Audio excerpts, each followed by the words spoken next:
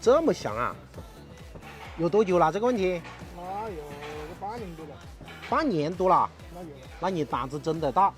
这种问题我告诉你，如果还严重一点的话，你打方向盘那个轮胎不动了，也就是常说的方向失明了。你这台车我们现在已经把它顶起来了，我们来看一下是哪里的问题导致的这个响声。来打一下方向盘，听到没有？看到这个间隙没？看到了。这个是典型的方向机里面有间隙了。好了，来我们用手摇一下轮胎，看到没？好，可以了。你看我用手，看到没有？好大的间隙了。这种情况就是典型的方向机的那根齿条有磨损了。我只要给你看到这个方向机的试验台，你就知道哪里损坏了。我们在转动这个方向盘的时候，这个方向机里面的这一个齿轮是要左右转的，它在转的时候会带动这根齿条左右来回的动。如果这个齿轮和这个齿条的间隙变大了，或者这个齿轮和这个齿条碰到一起的间隙变大了，就会出现你车上的那种撞击声音。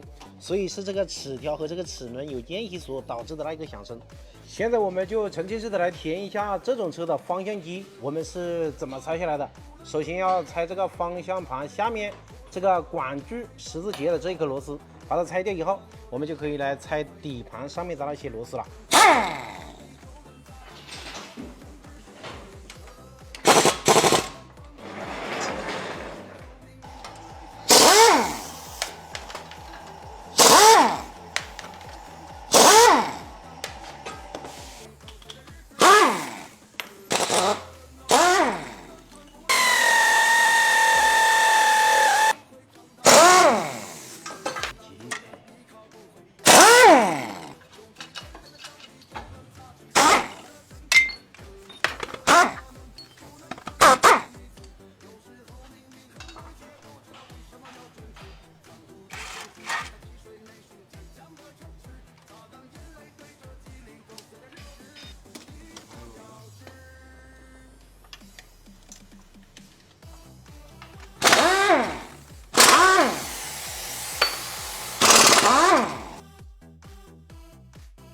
这一台车的方向机我们已经拆下来了，其实损坏的原因就是方向机里面有间隙，导致在打方向盘的时候有响声。这一款大众的方向机故障率还是比较高的，其实这种方向机是可以维修的，我们只需要把那些损坏的轴承和那些齿条和齿轮去把它换掉，就可以解决这个响声的问题。镜头拿近一点，我们来看一看是什么原因导致了这个方向机出现了损坏。现在我们把这个防尘套的卡箍已经拆掉了，然后我们直接把它拔出来。看到没有，兄弟们？看到没？里面进水了。然后我们来看一下另外一边，看有没有进水。看到没有？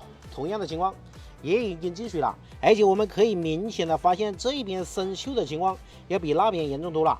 这个防油已经失效了。这个齿条只要生锈，它在我们齿轮与它咬合的过程中就会出现磨损。只要磨损严重了，那么在打动方向盘的时候就会出现那种咯噔咯噔的响声。